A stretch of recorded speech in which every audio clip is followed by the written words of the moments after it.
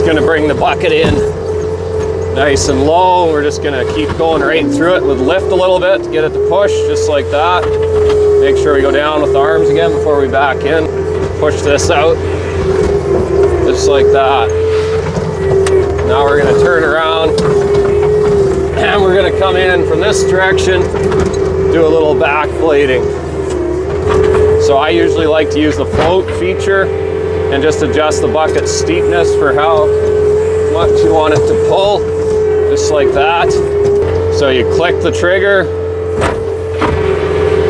and then as you come back, you just slowly tip the bucket, flatten it out just like that, and it just smooths it out so nicely. So now here I can see we need a little bit more up here. So I'm just gonna dump that in there. Then we're gonna get up here with do the same thing with the float feature. And we're gonna just drag this down this way.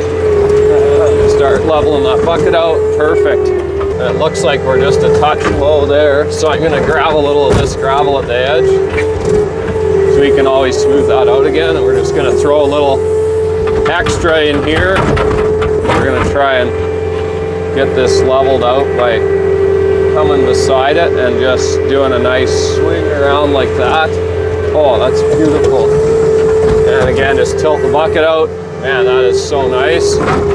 Now we'll just fix this up where we took some out. So again, super easy. And then what we're gonna do actually to make this a little nicer is we're gonna come across the bottom edge. You can see it's a little uneven.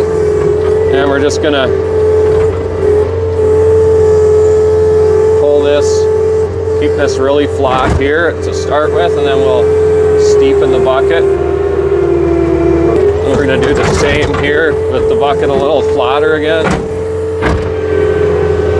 Now this last little bit where it's a little uneven, we'll just keep the bucket super flat.